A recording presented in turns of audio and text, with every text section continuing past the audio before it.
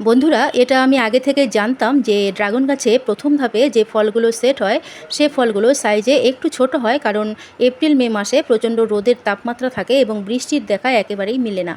তো কিন্তু পরের ধাপে বা পরের মাসে যে ফলগুলো সেট হয় সেগুলো কিন্তু তুলনামূলক একটু বড় হয়, কারণ তখন যেমন রোদ্রের তাপ থাকে তেমনি কিন্তু মাঝে মাঝে বৃষ্টিও হয়।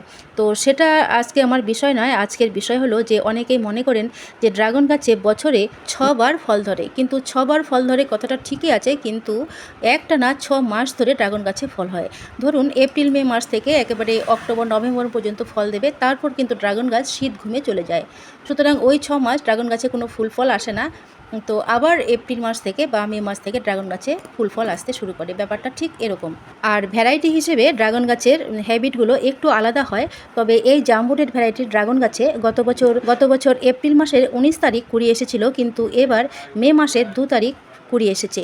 তো মোটামুটি 13-14 দিনের ডিফারেন্সে কুড়ি এলো। এটা ঠান্ডা গরমের তারতম্য হিসেবে হয়। গরম যদি আগে পড়ে যায় তাহলে ড্রাগন গাছে আগেই কলি চলে আসে। আর প্রথম ধাপে যে কুড়িগুলো আসে সেই কুড়িগুলো কিন্তু বেশিরভাগ ঝরে যায়, আর পরের মাস থেকে যে কুড়িগুলো আসে সেগুলো কিন্তু বেশিরভাগ ফলে সেট হয়ে যায়।